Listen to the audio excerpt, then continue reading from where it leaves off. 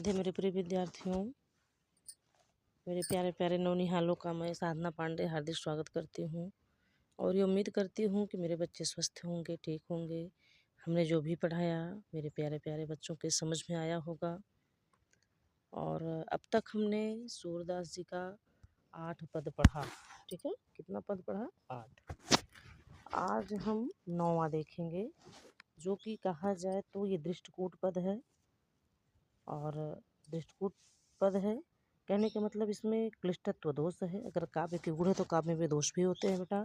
ये क्लिष्टत्व दोष का एक एग्जाम्पल है, जिसमें आप देखेंगे कि एक रीजनिंग की तरह अर्थ निकलता है। तो ठीक है, हम इसको शुरू करते हैं। कहत कत परदेसी की बात। कहत मीन्स कहूँ, कत मीन्स कहाँ तक या कितनी, परदेसी माने उस परदेसी कृष्ण की बात माने उनकी बातें। तो गोपिकाएं उद्धव जी से कह रही हैं कि हे उद्धव जी, हम लोग उस परदेसी कृष्ण की बातें आपसे कहाँ तक कहें, कितनी बताएं उनके बारे में बातें हम लोग। मंदिर अरध अवधि बदि हम सौ। मंदिर अरध, मंदिर मीन्स घर, अरध मीन्स आधा। तो मंदिर माने घर हो गया, तो घर के आधे भाग को क्या कहते हैं? पाक या पखवाड़ा। गांव में कहा जाता है ना आधा पाक। तो पाक मीन्स पखवाड़ा। अच्छा, जो पक्ष होता है, माह में 2 पक्ष होता है ना, शुक्ल पक्ष और कृष्ण पक्ष। तो एक पक्ष को भी तद्भव में यानी भोजपुरी में या लोक भाषा में या जन भाषा में पाक कहा जाता है। एक पाक कहेंगे, और उजियारा पाक, अनहियारा पाक, है ना। जो गांव के बच्चे हों सुने होंगे, अजोरा पाक, अनहियारा पाक, यानी कृष्ण पक्ष को अनहियारा पाक और शुक्ल पक्ष को अजोरा पाक। तो पाक यानी अच्छा, एक पक्ष में कितना दिन हुआ? 15 दिन हुआ। तो मंदिर अर्थ का अर्थ यहाँ क्या निकलेगा? 15 दिन से, ठीक है। कितने दिन से निकलेगा? 15 दिन। तो हमसे वो कितने दिन कहकर गए थे आएंगे? 15 दिन में। अवधि मीन्स समय।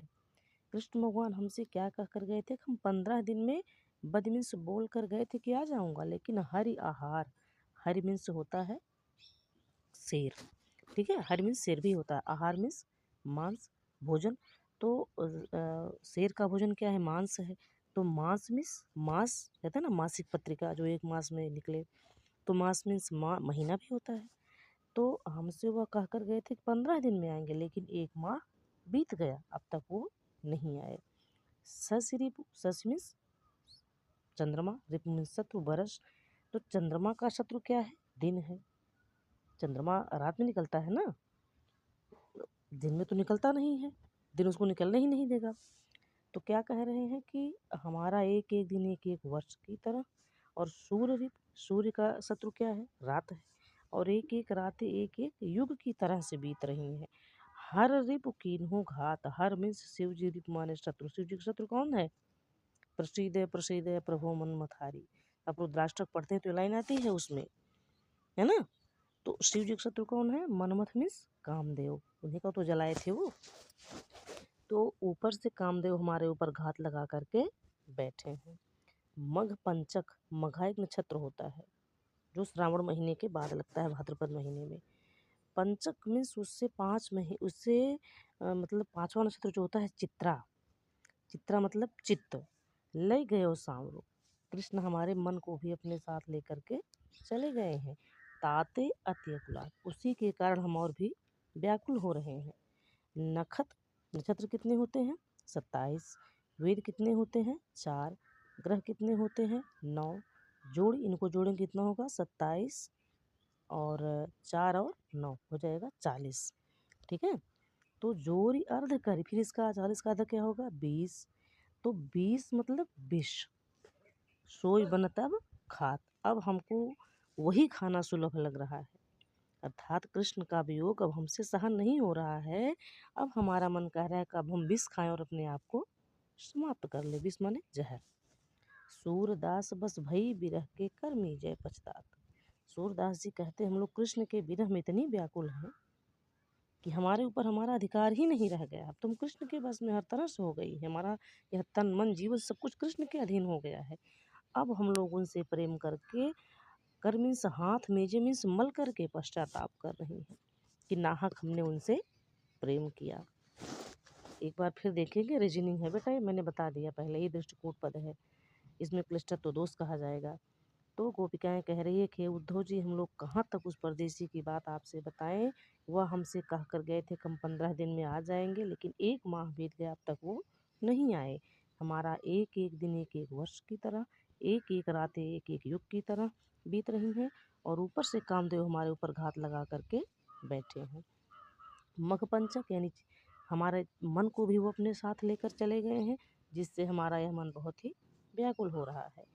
अब हमारा यही मन कहता है कि हम विष खाएं और अपने आप को समाप्त कर दें, क्योंकि कृष्ण का वियोग अब हमसे सहन नहीं हो रहा है। गोपिकाएं कहती हैं कि सूरदास जी कह रहे हैं कि अब तो हम कृष्ण से प्रेम करके हर तरह से कृष्ण के वश में हो गई हैं, हमारा तन मन जीवन सब कुछ कृष्ण के अधीन हो गया है। अब हम उनसे प्रेम करके हाथ मल करके पश्चाताप कर रहे हैं। नाहक हमने उनसे प्रेम किया, नाहक उनसे प्रेम लगाया। अगर हम उनसे प्रेम नहीं करते तो शायद आज हम लोग सुख चैन से होते, हमारी ये स्थिति नहीं होती। ठीक है, हम इसको थोड़ा सा ऊपर करेंगे।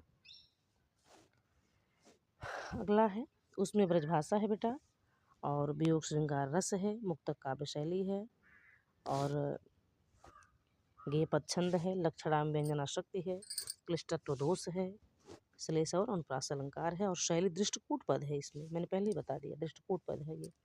निस दिन बरसत नयन हमारे, जब से कृष्ण भगवान, अथवा तो बाद में जोड़ेंगे, निस दिन बरसत नयन हमारे, निस मीन्स रात, दिन माने दिन, हमारे नित दिन रात बरसते रहते अर्थात रोते रहते हैं।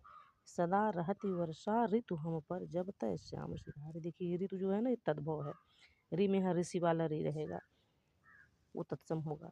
सदा रहते यानी जब से कृष्ण हमें छोड़ कर गए हैं, श्याम हमको छोड़ कर गए हैं, गोकुल से मथुरा गए हैं, तब से हमारे ऊपर सदैव वर्षा ऋतु ही बनी हुई है। अब देखिए यहाँ विभावना अलंकार है, इसका दूसरा अर्थ निकालेंगे तो इन श्याम के अर्थात बादल के चले जाने पर क्या होता है, बारिश नहीं होती है। लेकिन यहाँ तो कृष्ण के जाने के बाद से ही बारिश शुरू हुई, उसके बाद ही वर्षा शुरू हुई है। यानी श्याम के जाने के बाद भी यहाँ क्या है, वर्षा हो रही, विभावना अलंकार है। दृग अंजन न रहत निशिवास, दृग मीन्स आँखों में, अंजन मीन्स काजल, निश माने रात, वासर मीन्स दिन। अब दिन या रात किसी भी समय हमारी आँखों में काजल नहीं रहता है, क्योंकि हमेशा रोती हैं गोपिकाएं। कर कपोल भय कार्य, और बार बार आंसुओं को पोंछने से, उस काजल के साथ जब आंसू बह जाते हैं, आंसू के साथ जब काजल भी बह जाते हैं, तो उसको पोंछने से हमारे हाथ और कपोल मीन्स गाल दोनों ही काले हो जाते हैं। कंचु की पट सूखत नहीं कबहूँ, उर बिच बहत पनारे। कंचुक मीन्स होता है चोली, पट मीन्स होता है वस्त्र, तो चोली के ऊपर जो वस्त्र होता है क्या होता है, आंचल।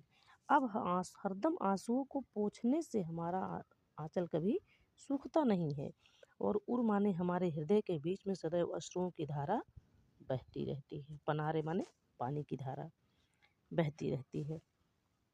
आंसू सलिल सबय भई काया, हमको तो ऐसा लगता है कि हमारी पूरी शरीर ही क्या बन गई है, आंसू का जल हो गई है।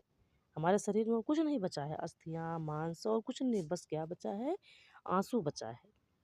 हमारी पूरी शरीर ही क्या बन गई है, आंसू का जल बन गई है। और पल न जात ऋषि टारे, ऊपर से हमारे ऊपर कामदेव भी बैठे हुए हैं पूरा घात लगा कर क्रोध करके, उनका भी क्रोध हमारे ऊपर से हट नहीं रहा है। या यहाँ दो अर्थ निकलता है बेटा, ये भी लगा सकते हैं, पल न जात ऋषि टारे। अब कृष्ण के ऊपर से हमारा क्रोध एक क्षण के लिए भी दूर नहीं हो रहा है। उन्होंने हमारी स्थिति क्यों की, जब हमको छोड़कर जाना ही था तो हमसे प्रेम क्यों लगाए, यही ज़्यादा सटीक होगा। पल न जात ऋषि टारे, अब कृष्ण के ऊपर से हमारा क्रोध एक क्षण के लिए भी हट नहीं रहा है। सूरदास प्रभु यह परेखो गोकुल काहे बिसारे। सूरदास जी कहते हैं, गोपिकाएं कह रही हम लोग आज तक यही नहीं जान पाए, हम लोग इसी परेखो में, इसी प्रतीक्षा में हैं कि कृष्ण हमें और हमारे गोकुल को क्यों भूल गए। हमारे मन में प्रेम का ऐसा अथाह सागर उमड़ा करके, अथाह सागर भर करके, फिर हम गोकुल वासियों को क्यों भुला दिए। आज तक हम लोग इसी बात को नहीं समझ पा रहे कि हमारी किस गलती के कारण उनको, वो हमें ये सजा दे रहे हैं।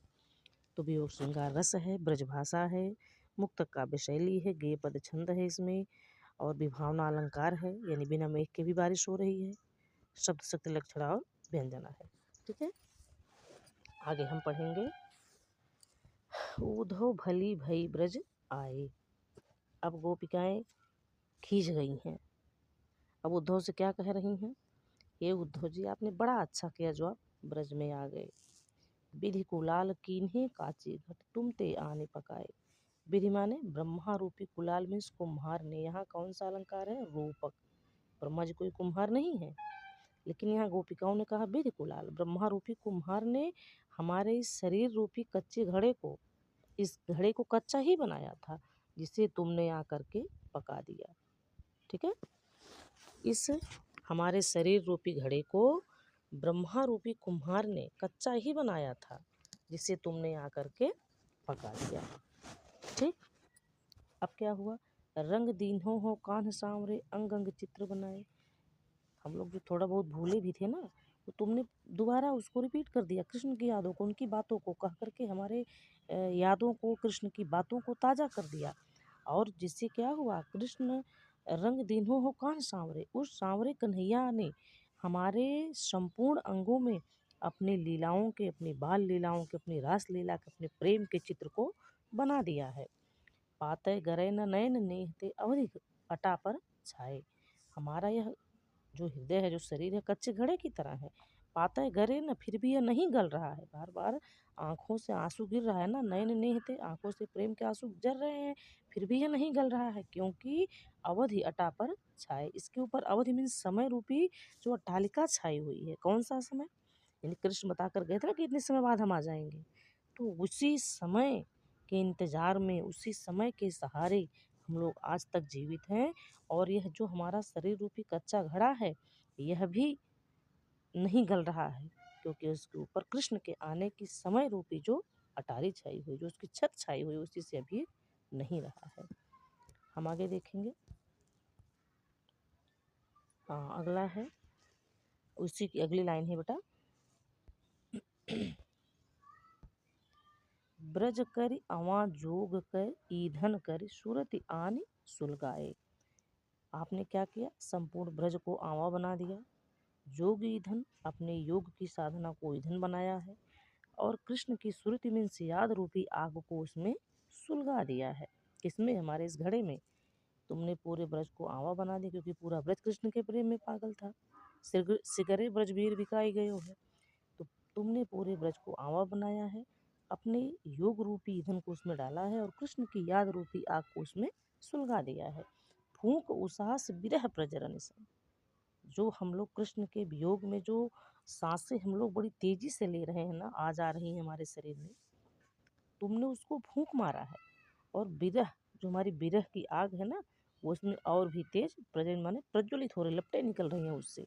ध्यान दरस सियराए, और जो तुम अपने योग शास्त्र के द्वारा जो कृष्ण भगवान का ध्यान हमको दिलाए, जो उनके दर्शन कराए, उससे यह इस आवा की आग कुछ शांत हो गई। सियराए मीन्स ठंडी हो गई।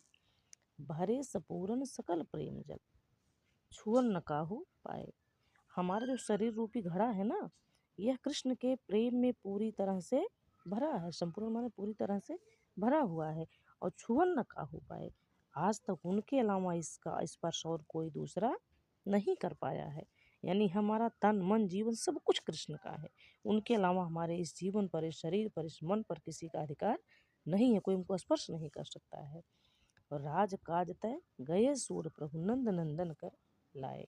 कहते हैं वो राज्य के किसी कार्यवश मथुरा गए हुए हैं, जब उस कार्य को कर लेंगे तो वो लौट कर आएंगे, और वही इस शरीर रूपी घड़े को कर लाए, माने हाथ लगाएंगे, वही इसको छुएंगे, उनके अलावा दूसरा कोई इस शरीर रूपी घड़े को, हृदय रूपी घड़े को स्पर्श नहीं कर सकता है। ब्रज भाषा है, इसमें भी गे पद छंद है, मुक्तक काव्य शैली है, श्लेष अलंकार है, प्रसाद माधुर्य गुण है ना, वियोग श्रृंगार रस है बेटा। इतना हम पढ़ लिए। अब हम अगला देखेंगे। अगला है, अगला और अंतिम है, अखियां हरि दर्शन की भूखी।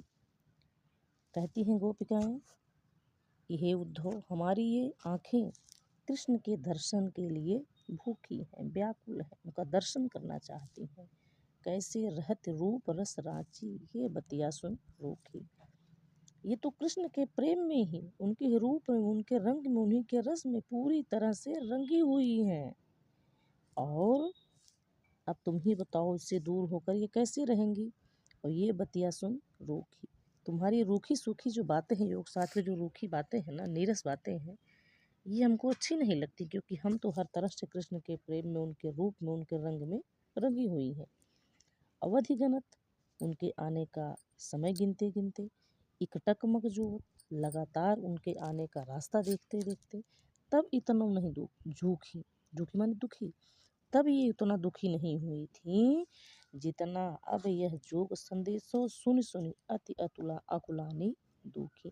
जितना तुम्हारी योग शास्त्र के संदेश को सुन सुन कर ये दुखी और व्याकुल हुई है ना, इतना ये तो कृष्ण के आने का समय गिनते गिनते, उस रास्ते को देखते देखते इतना दुखी नहीं थे जितना तुम्हारे योग शास्त्र के संदेश को सुनकर व्याकुल और दुखी हो गई हैं। बारक वह मुख आन दिखावो, बारक माने एक बार, वह मुख मुझे, अगर आप मेरा कुछ कल्याण करना चाहते हैं ना, तो एक काम कर दीजिए कि कृष्ण भगवान के उस मुख को मुझे लाकर दिखा दीजिए। दूहि पय पियत पतुखी, जिस मुख से वो पतुखी माने पत्ते का दोना बनाकर गाय के दूध को पिया करते थे, उसी सुंदर, उसी भुवन मोहिनी छवि को एक बार हमको दिखा दीजिए। सूर सूकत हठ नाव चलावत, ये सरिता है सूखी। सूरदास जी कहते हैं, हमें कृष्ण को छोड़कर हमसे योग शास्त्र की बातें बताना, हमसे योगा करवाना, हमसे निर्गुण ब्रह्म की उपासना करवाना, यहाँ वैसे ही हठ करना है जैसे सूखी नदी में नाव को चलाना, है ना। यानी आप हमसे जो कह रहे हैं कृष्ण को छोड़ दो, निर्गुण ब्रह्म की उपासना करो, कृष्ण तुम्हारे ही हृदय में विराजमान, उनको ऐसे ही प्रकट करो योग के द्वारा, तो ये कठिन कार्य, असंभव कार्य हमारे लिए वैसे ही है जैसे सूखी हुई नदी में बालू पर नाव को चलाना। अर्थात ये असंभव है कि हम कृष्ण को भूलकर किसी और को भजें। तो ब्रज भाषा है, गेय पद छंद है, गुण प्रसाद है, मुक्तक काव्य शैली है, स्मरण और रूपक अतिशयोक्ति अलंकार है, शब्द शब्द लक्षणा और व्यंजना है ना। इसमें साम्य पद में आप डाल सकते हैं, दरस बिंदु खन लागे नैन, मीराबाई की पंक्ति, वो भी कृष्ण भक्त शाखा की हैं। इनकी भक्ति सूरदास जी की सख्य भाव की थी और मीरा जी की भक्ति माधुर्य भाव की थी, और उनकी गोस्वामी जी की भक्ति दास्य भाव की थी। ठीक है, तो हम इतना ही पढ़ेंगे बेटा आज के वीडियो में। उम्मीद करती हूँ मेरे बच्चों को आ गया होगा बाबू, आप ध्यान से पढ़ लेंगे। और आपसे एक ही रिक्वेस्ट है कि आप चैनल को अधिक से अधिक ग्रोथ कराइए बेटा, सब्सक्राइबर बढ़वाइए, ताकि हम लोग भी आने वाले समय में कुछ दिनों में ही, आप लोग मेरा सपोर्ट करिए और हम लोग डिजिटल बोर्ड पे पढ़ाई करें, है ना। फिर हम लोग लाइव क्लास करें, डिजिटल बोर्ड पे पढ़ाई करें। ठीक है, तो ठीक है बाबू, मैं अपने इस वीडियो को यहीं पर बंद करती हूँ। अब मिलेंगे हम अगले वीडियो में, तब तक के लिए जय श्री राधे राधे।